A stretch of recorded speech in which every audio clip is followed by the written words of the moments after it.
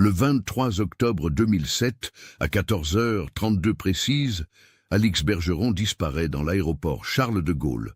Vétérinaire de 29 ans, spécialiste des zoonoses, elle devait prendre le vol Air France 1423 pour Bruxelles. Sa carte d'embarquement fut scannée à la porte d'embarquement. Les caméras de surveillance la montrent s'approchant de l'avion. Puis plus rien. Elle ne monta jamais à bord. Pendant 11 ans, sa sœur Claire ne cessa jamais de chercher. 11 années d'angoisse, d'espoir brisé, de pistes qui ne menaient nulle part.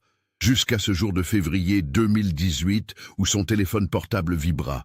Un message du numéro d'Alix, un numéro désactivé depuis 11 ans. Le message ne contenait que 2 lignes de coordonnées GPS, 48,8437 nord, 2,329 est. Rien d'autre. Que découvrit Claire à cet endroit précis? Comment Alix avait-elle pu envoyer ce message après toutes ces années de silence?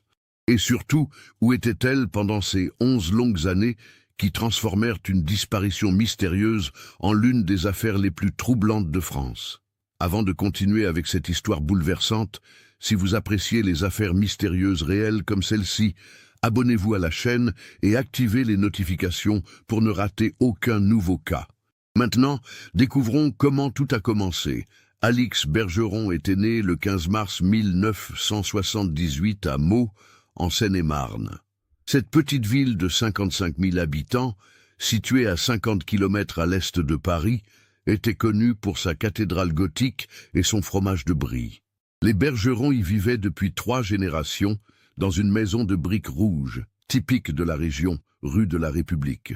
La famille Bergeron incarnait la bourgeoisie provinciale française. Jean-Claude Bergeron, père d'Alix, dirigeait une entreprise de matériel agricole prospère, qui servait les nombreuses exploitations céréalières de la Brie. Sylvie, sa mère, enseignait les mathématiques au lycée Henri Moissan. Ils avaient eu 2 filles, Claire, née en 1975, et Alix 3 ans plus tard. Dès son plus jeune âge, Alix manifestait une passion dévorante pour les animaux. Contrairement à l'amour romantique que portent beaucoup d'enfants aux chatons et aux chiots, Alix s'intéressait au fonctionnement de leur organisme, à leurs maladies, à leur mécanisme de guérison. À 8 ans, elle disséquait déjà les grenouilles mortes qu'elle trouvait au bord de la Marne, avec un sérieux qui impressionnait et inquiétait à la fois ses parents. Sa sœur Claire, plus âgée et plus extravertie, suivait un chemin plus conventionnel. Brillante élève, elle se destinait à l'enseignement des sciences naturelles. Les 2 sœurs entretenaient une relation fusionnelle malgré leurs différences. Claire protégeait Alix des moqueries de leurs camarades qui trouvaient étrange cette petite fille toujours penchée sur ses livres de biologie animale. Après un baccalauréat scientifique obtenu avec mention très bien au lycée Bossuet de Meaux, Alix intégra l'École nationale vétérinaire d'Alfort en 1996.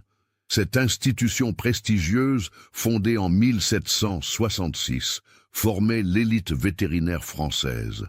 Située à Maisons-Alfort, dans le Val-de-Marne, l'école attirait les meilleurs étudiants du pays. Alix y excellait particulièrement dans l'étude des zoonoses, ces maladies transmissibles entre les animaux et l'homme. La rage, la tuberculose bovine, la grippe aviaire, elle maîtrisait parfaitement les mécanismes de transmission, les symptômes, les traitements. Ses professeurs remarquaient son aptitude exceptionnelle à comprendre les mutations virales et bactériennes. En 2001, diplômé major de sa promotion, Alix s'installa comme vétérinaire à Lagny-sur-Marne, à 10 km de Meaux.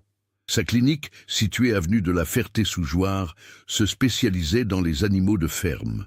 La région agricole de la Brie orientale lui offrait une clientèle nombreuse d'éleveurs de bovins, de porcs et de volailles. Mais Alix ne se contentait pas de soigner. Elle étudiait, recherchait, publiait. Ses articles sur la prévention des épizooties paraissaient régulièrement dans la revue de médecine vétérinaire française. En 2005, sa thèse sur les mécanismes de transmission des coronavirus bovins lui valut le prix de l'Académie vétérinaire de France. Cette expertise lui ouvrit les portes des conférences internationales. Barcelone, Rome, Amsterdam.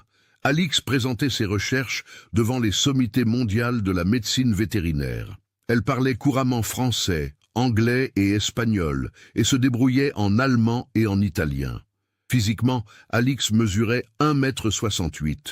Ses cheveux châtains, qu'elle portait toujours en chignon strict, encadraient un visage aux traits fins, marqué par de petites lunettes rectangulaires. Elle avait hérité des yeux verts de sa mère et du menton volontaire de son père.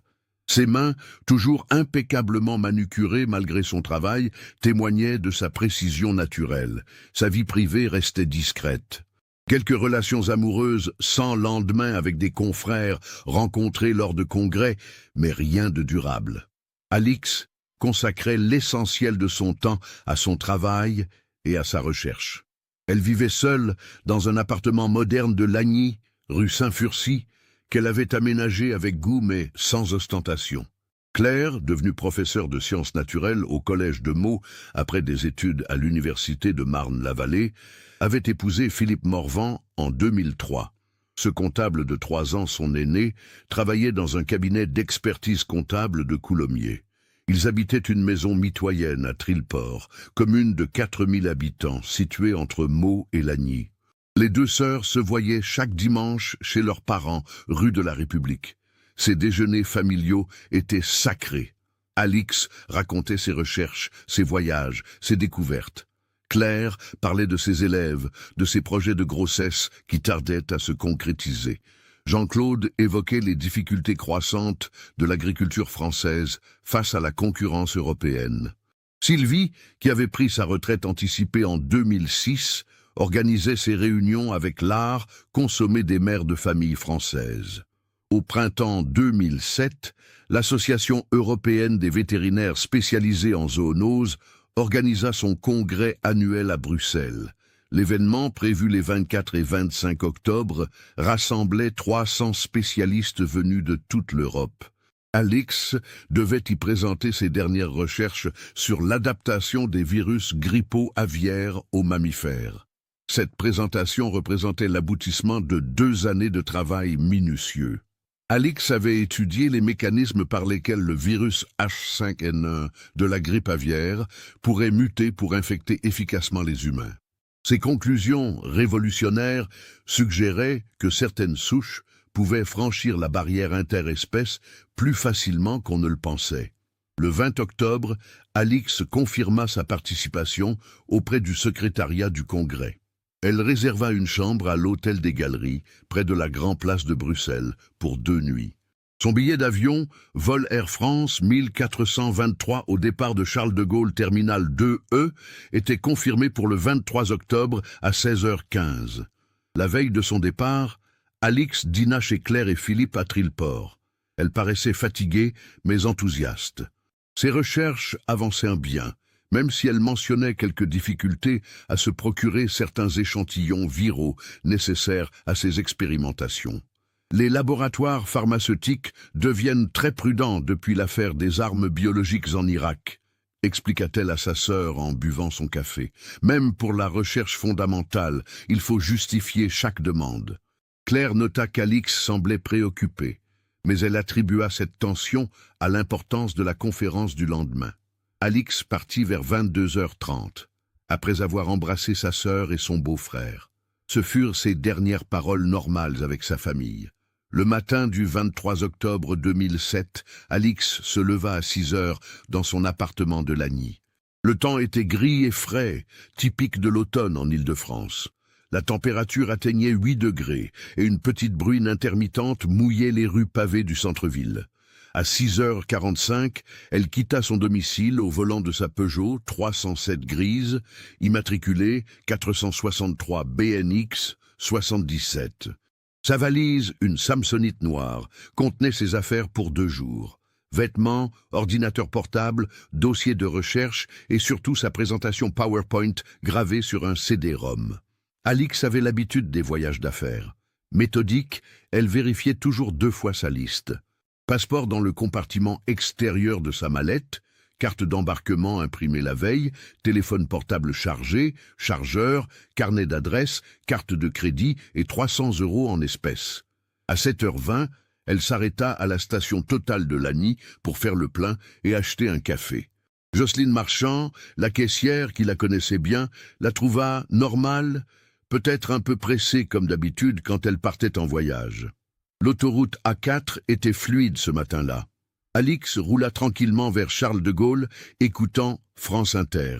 Les informations évoquaient les émeutes de banlieue qui avaient secoué Villiers-le-Bel quelques jours plus tôt et la campagne présidentielle de Nicolas Sarkozy qui battait son plein. Elle arriva au terminal 2E à 8h45 et gara sa voiture au parking P5, niveau 2, emplacement J43. Le ticket de parking, conservé par la police, indiquait 8h48 comme heure d'arrivée. L'enregistrement des bagages se déroula normalement au comptoir Air France. Hôtesse de service depuis 15 ans, Corinne Beaumont se souvenait parfaitement d'Alix. Une cliente polie, bien habillée, elle portait un tailleur noir et un trench coat beige. Ses bagages étaient légers, juste une valise de cabine. Elle semblait détendue, souriait, rien d'anormal. À 10h15, Alix franchit les contrôles de sécurité sans problème. Les agents ne détectèrent rien de suspect dans ses affaires. Son ordinateur portable fut vérifié selon les procédures standards. Elle récupéra ses affaires et se dirigea vers la salle d'embarquement. Le vol 1423 avait du retard. Un problème technique mineur sur l'Airbus A320 nécessitait une vérification supplémentaire. Le départ, initialement prévu à 16h15, fut reporté à 17h. Alix profita de cette attente pour téléphoner à sa sœur Claire. Il était 11h32 quand son portable sonna dans la salle des professeurs du collège de Meaux. « Le vol a du retard. J'arriverai plus tard que prévu à Bruxelles », expliqua Alix. Sa voix paraissait normale, légèrement contrariée par ce contretemps, mais sans inquiétude particulière. « Tu veux que je prévienne l'hôtel ?» proposa Claire. « Non, c'est bon, je vais les appeler. Je te rappelle ce soir depuis Bruxelles pour te dire comment s'est passée la présentation. » Ce fut leur dernière conversation. Entre 11h35 et 16h45, Alix passa 6 heures dans l'aéroport. Les caméras de surveillance la filmèrent à plusieurs reprises. À 12h20, elle déjeuna seule au restaurant Hippopotamus du terminal 2E. Elle commanda une salade de chèvre chaud et un verre de Côte-du-Rhône blanc qu'elle paya par carte bancaire. À 14h15, elle acheta Le Figaro et Libération au kiosque Relay. À 15h30, elle fut filmée assise dans la salle d'attente, lisant et travaillant sur son ordinateur portable. Elle semblait calme et concentrée. À 16h45, l'embarquement du vol 1423 commença enfin. Alix se dirigea vers la porte d'embarquement numéro L28. À 16h52, elle présenta sa carte d'embarquement et son passeport à l'hôtesse Sandrine Petit. « Je me souviens parfaitement d'elle », témoigna plus tard Sandrine Petit. Une femme brune avec des lunettes, très élégante. Elle tenait sa mallette d'une main et sa veste de l'autre. Elle m'a souri en me tendant ses papiers. J'ai scanné sa carte d'embarquement, tout était en ordre. Elle a pris la passerelle. C'est là que commence le mystère. Les caméras de surveillance filmèrent Alix s'engageant dans la passerelle d'embarquement, mais elle n'arriva jamais dans l'avion. Le commandant de bord Pierre Raffin et son équipage ne la virent jamais monter à bord. À 17h05, les hôtesses effectuèrent l'appel nominal des passagers. « Madame Bergeron, Alix Bergeron », répéta 3 fois l'hôtesse Patricia Dumont dans le haut-parleur de l'appareil. Aucune réponse. Les procédures d'Air France sont strictes. Tout passager enregistré mais absent à bord doit voir ses bagages débarquer avant le décollage. Les agents de piste ouvrirent la soute et cherchèrent la valise d'Alix. Elle n'y était pas. Ses bagages avaient disparu en même temps qu'elle. L'alerte fut donnée immédiatement. À 17h15, le directeur des opérations d'Air France contacta la police aux frontières de Roissy. L'inspecteur Laurent Savary, 42 ans, 20 années d'expérience dans la police judiciaire, prit en charge l'affaire dès 17h30. Savary connaissait parfaitement Charles de Gaulle. Cet aéroport de 66 millions de passagers par an était un labyrinthe de couloirs, d'escalators, de zones de transit. Mais une femme ne pouvait pas simplement s'évaporer entre une passerelle d'embarquement et un avion. La première hypothèse fut médicale. Alix avait-elle fait un malaise dans la passerelle? Les équipes de secours fouillèrent chaque recoin, chaque local technique, chaque escalier de service. Rien. Les toilettes, les zones réservées au personnel, les locaux de maintenance, tout fut passé au peigne fin. À 20 heures, Savary élargit les recherches. Peut-être Alix avait-elle eu un empêchement de dernière minute et quitté l'aéroport. Les caméras de surveillance furent analysées minute par minute. On la voyait entrer dans la passerelle. On ne la voyait jamais en ressortir. Claire Morvan reçut l'appel de la police à 21h30. Elle préparait le dîner dans sa cuisine de Trilleport quand son téléphone sonna. Inspecteur Savary, police judiciaire de Roissy. Votre sœur Alix Bergeron a disparu cet après-midi. Le monde de Claire s'effondra. Comment pouvait-on disparaître dans un aéroport? Ces lieux étaient ultra sécurisés, truffés de caméras, gardés par des dizaines d'agents. Sa première réaction fut le déni. Il y a une erreur. Elle est sûrement à Bruxelles maintenant. Mais l'hôtel des Galeries confirma, Madame Bergeron n'était jamais arrivée. Son téléphone portable sonnait dans le vide avant de basculer sur sa messagerie. Ses comptes bancaires ne montraient aucun mouvement depuis le paiement de son déjeuner à Charles de Gaulle. Jean-Claude et Sylvie Bergeron arrivèrent à l'aéroport vers minuit. Ce père de 63 ans, habitué à résoudre les problèmes avec méthode et détermination, se heurta à l'incompréhensible. Sa fille cadette, sa petite Alix si brillante et prometteuse, s'était volatilisée. « Monsieur Bergeron » expliqua patiemment l'inspecteur Savary, « nous avons visionné toutes les caméras. Votre fille est entrée dans la passerelle d'embarquement à 16h53. Elle n'en est jamais ressortie. Elle n'est pas montée dans l'avion. Nous ne comprenons pas. Les premiers jours furent un cauchemar logistique et émotionnel. » La police scientifique analysa chaque centimètre carré de la passerelle d'embarquement. Aucune trace de lutte, aucun indice, aucun cheveu, aucune fibre textile suspecte, comme si Alix s'était dématérialisée. L'enquête s'intensifia. Savary et son équipe interrogèrent tous les employés d'Air France présents ce jour-là. Agents d'escale, hôtesses, pilotes, personnel de nettoyage, agents de sécurité, personne n'avait remarqué quoi que ce soit d'anormal. La piste terroriste fut explorée. En 2007, la menace était omniprésente dans les esprits. Les attentats de Londres de 2005, ceux de Madrid de 2004 restaient dans toutes les mémoires. Alix travaillait-elle sur des recherches sensibles? Avait-elle été enlevée pour ses connaissances scientifiques? Cette hypothèse sembla se confirmer quand les enquêteurs découvrirent la nature exacte des recherches d'Alix. Ses travaux sur les mutations virales intéressaient plusieurs laboratoires pharmaceutiques internationaux. Ses publications récentes sur l'adaptation des virus grippaux aux mammifères avaient été téléchargées des centaines de fois depuis des adresses IP du monde entier. Le docteur Michel Fontaine, collègue d'Alix à l'école vétérinaire d'Alfort, fut longuement interrogé. Cet homme de 55 ans, spécialiste en virologie, avait collaboré avec Alix sur plusieurs projets de recherche. Alix était brillante, mais aussi très prudente, témoigna-t-il. Elle respectait scrupuleusement tous les protocoles de sécurité.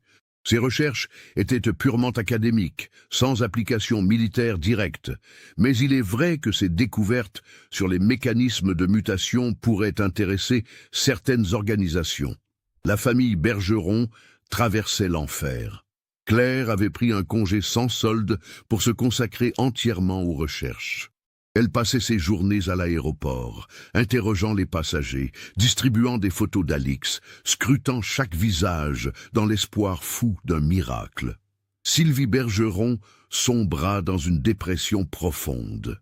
Cette mère de 60 ans, habituée à contrôler sa vie avec la rigueur d'un professeur de mathématiques, ne supportait pas l'incertitude.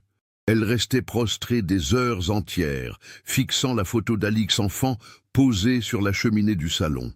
Jean-Claude réagit différemment. Il engagea un détective privé, Antoine Mercier, ancien commissaire de police reconverti dans l'investigation privée. Mercier et ses assistants reprirent l'enquête depuis le début, fouillant la vie personnelle d'Alix, ses relations, ses finances, sa correspondance électronique. Ils ne trouvèrent rien de suspect. Alix menait une vie rangée, sans secrets apparents. Ses comptes étaient équilibrés, ses relations professionnelles excellentes. Aucun petit ami récent, aucune liaison cachée, aucune dette, aucun ennemi connu. Les médias s'emparèrent de l'affaire. Disparition mystérieuse à Charles de Gaulle, titrèrent les journaux. L'émission Faites entrer l'accusé consacra un reportage au cas. Claire participa à plusieurs émissions de télévision, suppliant quiconque ayant des informations de se manifester. Quelques témoignages arrivèrent. Une femme croyait avoir vu Alix dans le RER B vers 18 heures. Un homme affirmait l'avoir aperçu dans un café de Bruxelles le lendemain. Toutes ces pistes furent vérifiées et se révélèrent sans fondement. Au bout de 3 mois, l'enquête piétinait. Savary avait exploré toutes les hypothèses. Enlèvement, suicide, fuite volontaire, accident. Aucune ne tenait la route. Alix Bergeron était devenue un fantôme. La vie reprit tant bien que mal son cours. Claire retourna enseigner au collège de Meaux, mais elle n'était plus la même. Ses élèves remarquaient ses absences, ses regards perdus vers la fenêtre, sa difficulté à se concentrer. Philippe, son mari, supportait avec patience ses crises de larmes nocturnes, ses réveils en sursaut, ses obsessions. Chaque anniversaire de la disparition ravivait la douleur. Le 23 octobre 2008, Claire retourna à Charles de Gaulle. Elle arpenta les couloirs, la passerelle d'embarquement, cherchant un détail que la police aurait manqué. Elle ne trouva rien. En 2009, l'enquête fut classée sans suite. Officiellement, Alix Bergeron figurait toujours sur la liste des personnes recherchées, mais plus aucun enquêteur ne travaillait activement sur son cas. Savary avait été muté à Marseille. Le dossier dormait dans les archives de la police judiciaire de Roissy. Claire refusait d'abandonner.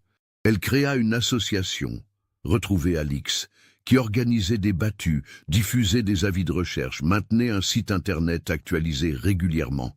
Quelques bénévoles l'aidaient, mais l'élan retombait progressivement. En 2010, Jean-Claude Bergeron fit une crise cardiaque. À 66 ans, cet homme solide ne supportait plus l'incertitude. Il survécut, mais resta fragilisé. Sylvie, elle, développait les premiers signes d'une maladie d'Alzheimer précoce. Le choc de la disparition avait accéléré ses troubles cognitifs. Philippe Morvan, le beau-frère d'Alix, devint progressivement la colonne vertébrale de la famille. Cet homme discret de 40 ans gérait les démarches administratives, soutenait Claire dans ses recherches, aidait ses beaux-parents vieillissants. Son mariage avec Claire résistait, mais l'absence d'Alix planait sur leur couple comme une ombre douloureuse. Les années s'écoulaient. 2011, 2012, 2013. Claire vieillissait prématurément. Ses cheveux châtains grisonnaient, des rides creusaient son visage de 38 ans. Elle avait renoncé à avoir des enfants, incapable d'envisager de fonder une famille tant qu'Alix restait introuvable. Parfois, des espoirs renaissaient. En 2014, une femme correspondant au signalement d'Alix fut aperçue dans un hôpital psychiatrique de Rouen. Claire s'y précipita, le cœur battant. Ce n'était pas sa sœur. En 2015, un corps de femme fut découvert dans la Seine près de Mantes-la-Jolie. L'ADN ne correspondait pas. Le docteur Michel Fontaine, collègue d'Alix, maintint le contact avec la famille. Tous les 6 mois, il téléphonait à Claire pour prendre des nouvelles et réaffirmer sa disponibilité. Cet homme attentionné de 60 ans avait été profondément marqué par la disparition de sa brillante collaboratrice. Alix travaillait sur quelque chose d'important, confiait-il parfois à Claire. Ses dernières recherches sur les coronavirus et leur potentiel pandémique étaient révolutionnaires. Si elle avait pu les publier, cela aurait changé notre compréhension de ces virus. En 2016, Claire prit une décision radicale. Elle demanda sa mutation dans un lycée de Roissy, près de l'aéroport Charles de Gaulle, officiellement pour être plus proche de son lieu de travail, officieusement pour rester connectée au lieu de disparition de sa sœur. Cette proximité raviva son obsession. Claire passait ses week-ends dans l'aéroport, observant les passagers, espérant reconnaître le visage d'Alix dans la foule. Le personnel de sécurité la connaissait et tolérait sa présence, ému par sa détresse évidente. 10 ans après la disparition, en octobre 2017, Claire organisa une cérémonie commémorative. Une cinquantaine de personnes se rassemblèrent dans l'église Saint-Nicolas de Meaux. Famille, amis, collègues d'Alix, membres de l'association Retrouver Alix. Le curé célébra une messe d'intention, sans corps, sans certitude. « Nous ne savons pas où est Alix », déclara Claire devant l'assemblée. « Nous ne savons pas si elle est vivante ou morte, mais nous savons qu'elle nous manque. Nous savons que nous l'aimons, et nous ne cessons jamais d'espérer. » Cette cérémonie marqua un tournant psychologique. Pour la première fois depuis 10 ans, Claire sembla accepter l'idée qu'Alix pourrait ne jamais revenir. Elle ne renonçait pas à ses recherches, mais elle apprenait à vivre avec l'absence. L'hiver 2017-2018 fut particulièrement rigoureux en Île-de-France. Janvier apporta des températures de moins 10 degrés, rares dans la région parisienne. La Seine gela partiellement, phénomène exceptionnel qui ne s'était pas produit depuis 15 ans. Claire avait pris l'habitude de longues promenades solitaires le long de la Marne, près de Trilleporte. Ces balades l'apaisaient, lui permettaient de faire le vide après des journées difficiles au lycée. Elle marchait souvent jusqu'au pont de Chelles, parcours de 5 kilomètres qu'elle connaissait par cœur. Le dimanche 4 février 2018, vers 16 heures, Claire longeait la berge près de l'île de loisirs de Jablines. Le soleil déclinait, projetant une lumière dorée sur la rivière à demi gelée. L'endroit était désert, balayé par un vent glacial qui décourageait les promeneurs. Son téléphone portable vibra dans la poche de son manteau. Un message. Claire jeta un coup d'œil distrait à l'écran, s'attendant à un SMS de Philippe ou de ses parents.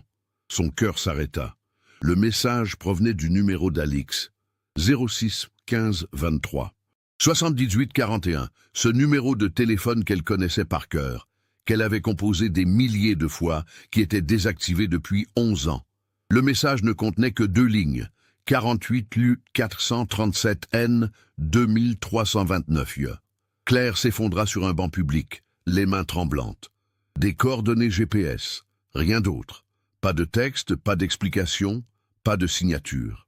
Juste ces chiffres qui désignaient un point précis sur la carte de France. Elle vérifia l'heure d'envoi, 15h52.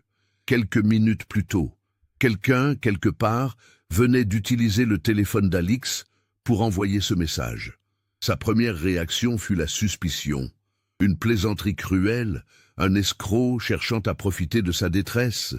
Mais qui connaissait ce numéro désactivé depuis si longtemps? Et pourquoi maintenant, après 11 années de silence? Claire rentra précipitamment chez elle. Philippe travaillait dans son bureau, préparant les déclarations fiscales de ses clients.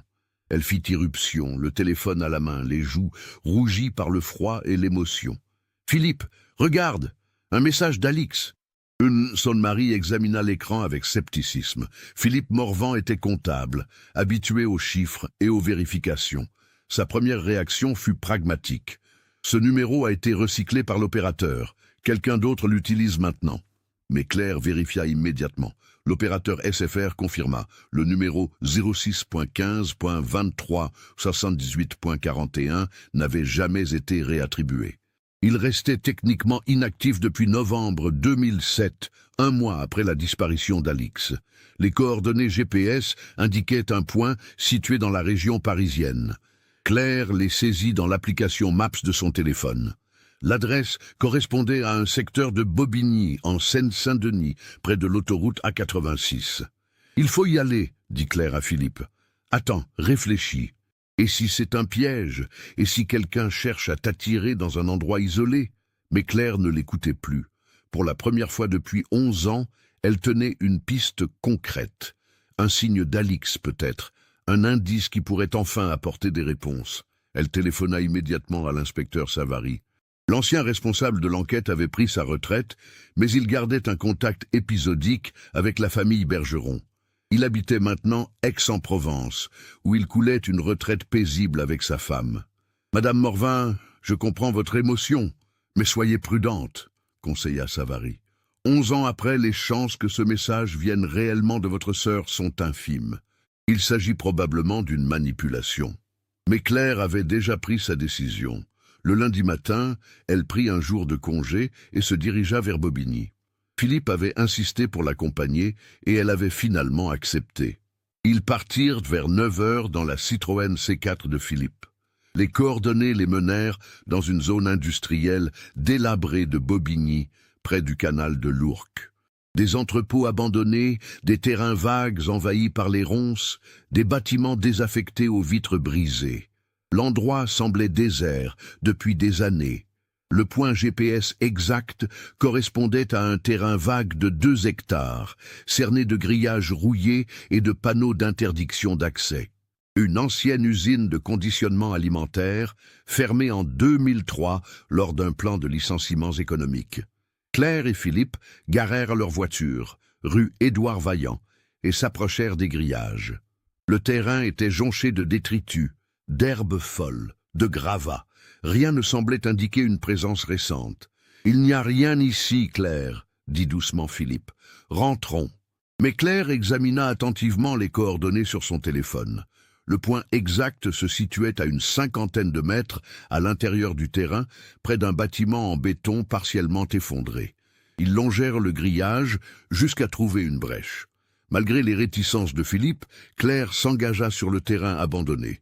Ils progressèrent prudemment entre les ronces et les débris jusqu'au point désigné par les coordonnées GPS.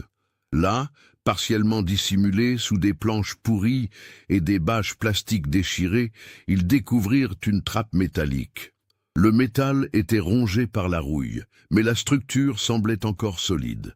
Un cadenas moderne sécurisait la trappe, contrastant avec la vétusté des lieux. Claire examina attentivement ce cadenas. Il ne portait aucune trace de rouille, contrairement au reste de la structure métallique. Quelqu'un l'avait installé récemment, peut-être même très récemment. Philippe, inquiet, insista pour appeler la police. Mais Claire refusa catégoriquement. « Et s'ils ne nous croient pas? Et s'ils classent encore l'affaire? Je veux d'abord savoir ce qu'il y a en dessous. » Ils retournèrent acheter des outils dans une grande surface de Bobigny. Pince Monseigneur, lampe torche, gants de protection. À 14 heures, ils étaient de retour sur le terrain abandonné. Le cadenas céda sous les efforts de Philippe. La trappe s'ouvrit en grinçant, révélant un escalier métallique qui descendait dans l'obscurité. Une odeur âcre remonta du souterrain, mélange de produits chimiques, de moisis et d'antiseptiques. Claire s'engagea la première dans l'escalier, éclairant les marches avec sa lampe torche. Philippe la suivait, nerveux, mais déterminé à ne pas laisser sa femme seule.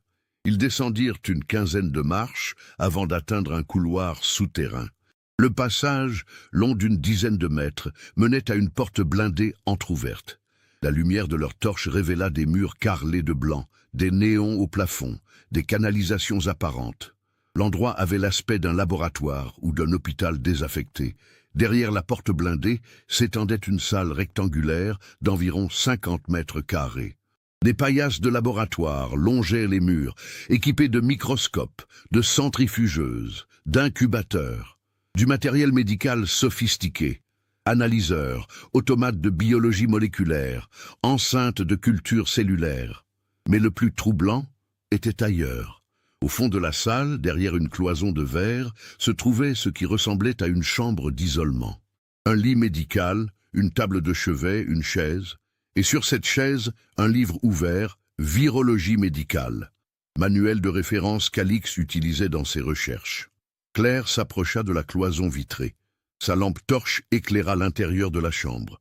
Sur la table de chevet, elle reconnut immédiatement l'objet qui lui confirma ses soupçons les plus fous, les lunettes d'Alix. Ces montures rectangulaires caractéristiques qu'elle portait depuis l'université. « Mon Dieu, Philippe !» murmura Claire. « Elle était ici. Alix était ici. » Philippe examina le laboratoire avec l'œil méthodique du comptable, habitué aux détails. L'équipement était haut de gamme, récent, bien entretenu. Les paillasses portaient des traces d'utilisation intensive. Taches de produits chimiques, marques d'usure, résidus de manipulation. Sur l'une des paillasses, ils trouvèrent un carnet de laboratoire. L'écriture était celle d'Alix, cette calligraphie soignée qu'il connaissait depuis l'enfance. Les dernières pages dataient de janvier 2018, quelques semaines seulement avant le mystérieux SMS. Les notes d'Alix révélaient l'ampleur de ses travaux forcés, recherches sur les coronavirus, modifications génétiques, études de transmissibilité, mais aussi des essais sur des pathogènes plus dangereux, virus Ebola, variole modifiée, souches de grippe militarisée, culture du virus H5N1 modifié, passage 247, notait Alix dans l'une de ses dernières entrées. Transmissibilité interhumaine confirmée, létalité, 73%. Période d'incubation réduite à 18 heures. Demande d'arrêt des expérimentations. Refusée. Philippe photographia chaque page du carnet avec son téléphone portable. Ces preuves seraient cruciales pour comprendre ce qui était arrivé à Alix pendant ses 11 années d'absence. Au fond du laboratoire, ils découvrirent une seconde porte, cette fois verrouillée électroniquement. Un digicode à 4 chiffres bloquait l'accès. Claire tenta plusieurs combinaisons. Date de naissance d'Alix, numéro de téléphone, code qu'elle pourrait connaître. C'est Philippe qui eut l'idée d'essayer 1568, le numéro de l'année de naissance d'Alix, 1978. La porte s'ouvrit avec un déclic électronique. Derrière cette porte s'étendait une zone d'habitation sommaire. Une chambre avec un lit simple, une salle d'eau rudimentaire, un coin cuisine équipé d'un réfrigérateur et d'un micro-ondes. Sur le lit, des vêtements qu'ils reconnurent, le tailleur noir qu'Alix portait le jour de sa disparition, maintenant élimé par 11 années d'usage. La découverte la plus émouvante les attendait sur la table de chevet, une photo de la famille Bergeron prise lors du dernier Noël précédant la disparition, en décembre 2006. Alix l'avait conservée précieusement pendant toutes ces années de captivité. Dans le tiroir de la table de chevet, Claire trouva une enveloppe portant son nom de son écriture. À l'intérieur, une lettre de plusieurs pages qu'Alix avait rédigée dans les derniers mois de sa détention. « Ma Claire chérie », commençait la lettre. « Si tu lis ces mots, c'est que mon plan a fonctionné et que tu as reçu le message avec les coordonnées. Je t'écris en espérant que tu me trouveras, mais aussi en craignant ce que cette découverte représentera pour toi. » La lettre révélait l'incroyable vérité sur ces 11 années de disparition. Le 23 octobre 2007, dans la passerelle d'embarquement de Charles de Gaulle, Alix avait été abordée par un homme se présentant comme le docteur Andreas Keller, chercheur autrichien spécialisé en virologie. Keller prétendait connaître ses travaux et souhaitait lui proposer une collaboration lucrative avec un laboratoire pharmaceutique privé.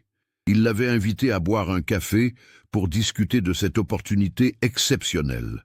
Alix, flattée et intriguée, avait accepté de retarder son vol. Dans le café de l'aéroport, Keller avait drogué sa boisson. Alix s'était réveillée plusieurs heures plus tard dans ce laboratoire souterrain de Bobigny, prisonnière d'une organisation criminelle internationale spécialisée dans le bioterrorisme. Ses ravisseurs l'avaient choisi pour ses compétences exceptionnelles en zoonose et en virologie. Ils voulaient qu'elle développe des armes biologiques basées sur des virus animaux modifiés pour infecter les humains. Son expertise sur les coronavirus et leur capacité de mutation en faisait la candidate idéale.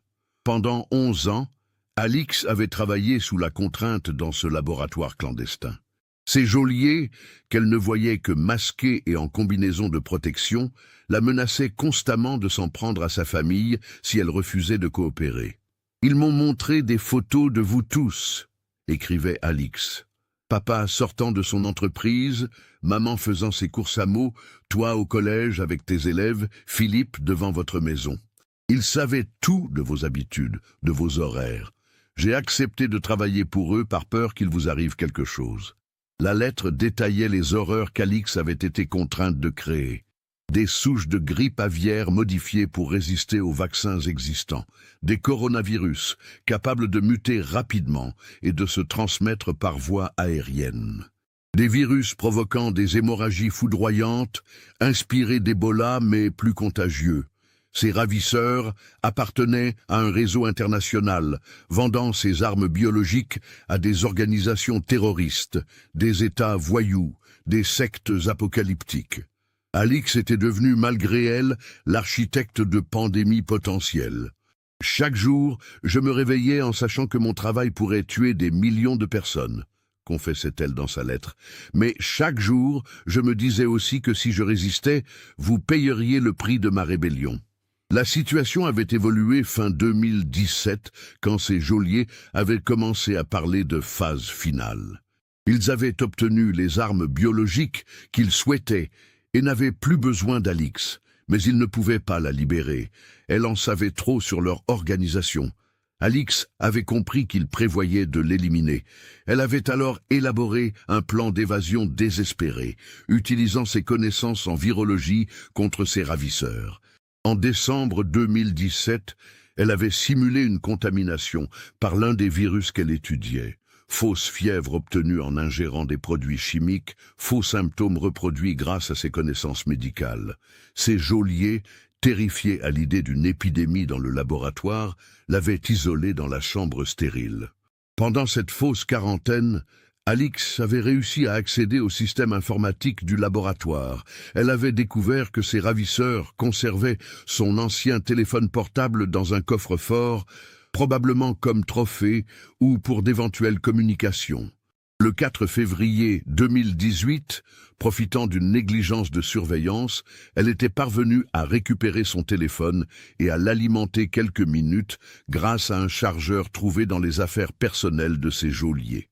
Elle avait envoyé le SMS avec les coordonnées GPS à Claire, puis remis discrètement l'appareil en place. « Je savais que tu viendrais », écrivait-elle. « Je savais que tu n'abandonnerais jamais. C'était ma seule chance de faire éclater la vérité sur ce qui m'était arrivé. » Mais la lettre s'interrompait brutalement. Les dernières lignes, gribouillées à la hâte, révélaient qu'Alix avait entendu ses ravisseurs arriver. Elle avait eu juste le temps de cacher la lettre avant qu'ils ne découvrent sa supercherie. Claire et Philippe fouillèrent frénétiquement le laboratoire à la recherche d'autres indices. Dans un réfrigérateur médical, ils trouvèrent des dizaines de fioles contenant des échantillons viraux étiquetés de la main d'Alix.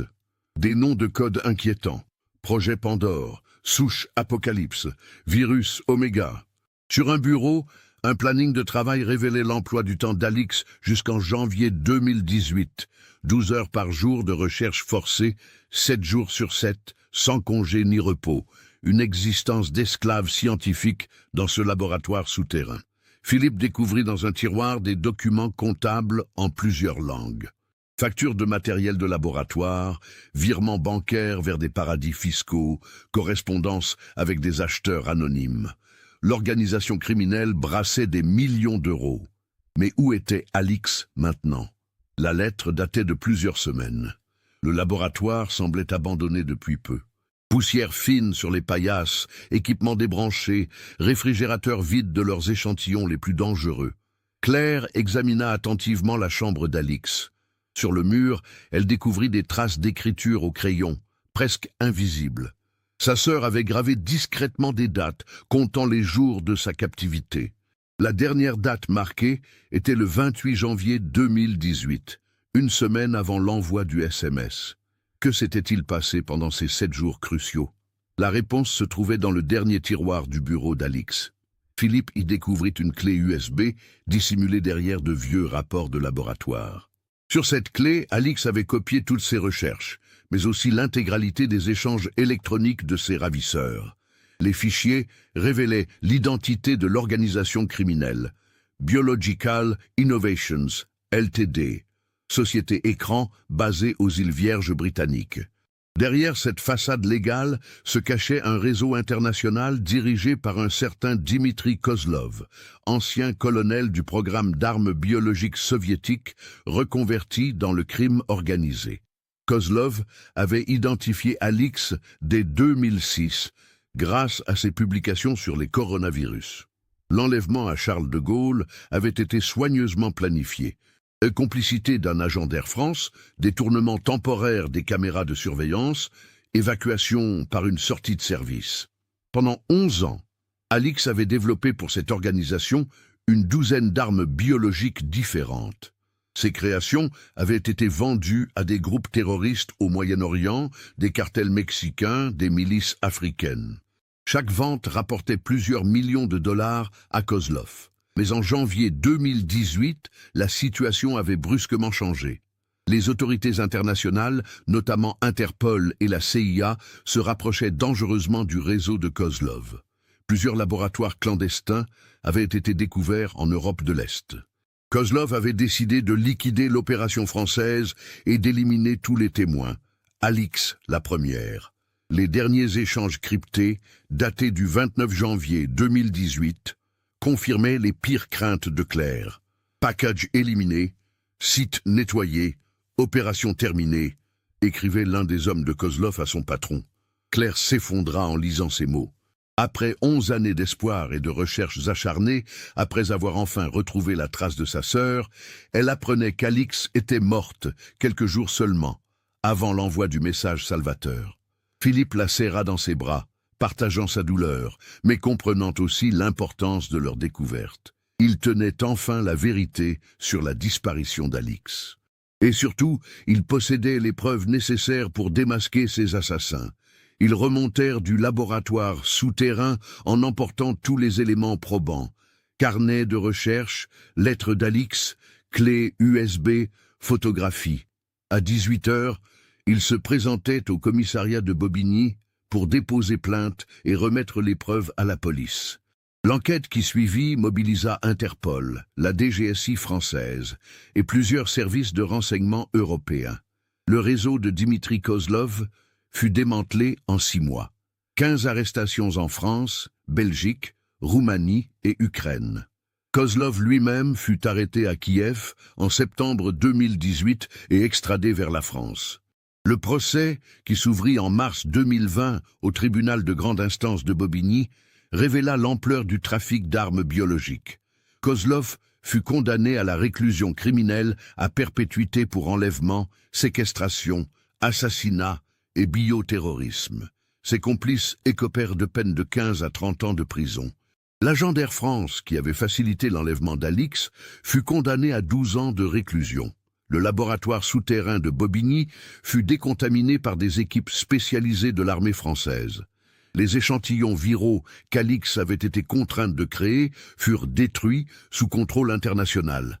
Un détail technique permit aux enquêteurs de reconstituer les derniers moments d'Alix. Les caméras de surveillance du laboratoire, dissimulées et que même elle ignorait, avaient enregistré ses derniers jours. Les images montraient qu'Alix avait effectivement réussi son plan d'évasion simulé. Le 28 janvier au soir, elle était parvenue à quitter le laboratoire par une sortie de secours qu'elle avait forcée. Mais affaiblie par 11 années de captivité, désorientée par sa liberté soudaine, elle s'était écroulée dans la zone industrielle de Bobigny. Elle avait survécu 3 jours dans le froid de février, se cachant dans les entrepôts abandonnés, tentant de rejoindre une zone habitée, mais ses forces l'avaient trahie. Les équipes de Kozlov l'avaient retrouvée le 2 février, mourante d'hypothermie et d'épuisement. Son corps fut découvert en avril 2018 dans une fosse commune près de Meaux, à quelques kilomètres de la maison familiale. L'identification ADN confirma ce que Claire redoutait depuis la découverte du laboratoire. Les funérailles d'Alix eurent lieu en mai 2018 dans l'église Saint-Nicolas de Meaux, 11 ans après sa disparition. Toute la ville était présente, famille, amis, collègues, mais aussi inconnus touchés par cette tragédie exemplaire. Claire prononça l'éloge funèbre de sa sœur. Alix était une scientifique brillante qui rêvait de sauver des vies en combattant les maladies. Elle a été contrainte de créer la mort, mais son sacrifice involontaire nous a permis de démanteler un réseau criminel qui menaçait l'humanité entière. Son intelligence, détournée par la force, a finalement servi à protéger le monde qu'elle aimait. Jean-Claude Bergeron ne survécut pas à la découverte de la mort de sa fille cadette. Il mourut d'un infarctus 3 mois après les funérailles, à l'âge de 74 ans. Sylvie, dont la maladie d'Alzheimer progressait rapidement, fut placée dans une maison médicalisée où elle coula ses dernières années, sans vraiment comprendre ce qui était arrivé à Alix. Claire et Philippe adoptèrent une petite fille, Margot, en 2019. Cet enfant de 3 ans, orpheline de parents décédés dans un accident de voiture, apporta une nouvelle lumière dans leur existence marquée par tant d'années de douleur. La clinique vétérinaire d'Alix, à Lagny-sur-Marne, fut transformée en centre de recherche sur les zoonoses, financé par une fondation créée en sa mémoire. Le centre Alix-Bergeron devient rapidement une référence européenne dans la prévention des pandémies d'origine animale. Aujourd'hui, Claire enseigne toujours au lycée de Roissy. Elle a créé un cours optionnel sur éthique et science où elle raconte l'histoire de sa sœur à ses élèves. Son message est simple: la science peut sauver ou détruire l'humanité selon l'usage qu'on en fait. Chaque 23 octobre, anniversaire de la disparition d'Alix, Claire se rend sur sa tombe au cimetière de Meaux. Elle lui apporte des fleurs blanches et lui raconte les progrès de la fondation, les succès de sa fille adoptive Margot, les petits bonheurs du quotidien qu'Alix n'aura jamais connus. « Tu vois, Alix, murmure-t-elle chaque année, ton message est finalement arrivé à destination. Tu as réussi à nous guider vers la vérité, même après ta mort. Tu as sauvé d'innombrables vies en nous permettant de démanteler ce réseau criminel. Tu es devenue, malgré toi, la scientifique que tu avais toujours rêvé d'être, celle qui protège l'humanité des pandémies. Cette histoire nous montre comment une brillante scientifique, kidnappée pour son expertise, a réussi même dans la mort à déjouer les plans de ses ravisseurs et à protéger l'humanité. Les indices qu'Alix a semés pendant sa captivité ont permis de démanteler un réseau international d'armes biologiques qui menaçait la sécurité mondiale. Aviez-vous deviné que le message provenait d'une prisonnière et non d'une personne libre ? Avez-vous compris l'importance de ces recherches sur les coronavirus dès le début de l'histoire? Partagez vos théories dans les commentaires. Si vous avez été touché par le courage d'Alix et la détermination de Claire, n'oubliez pas de vous abonner à la chaîne et d'activer les notifications. Laissez votre like si cette histoire vous a marqué et partagez-la avec quelqu'un qui s'intéresse aux enquêtes sur les disparitions mystérieuses.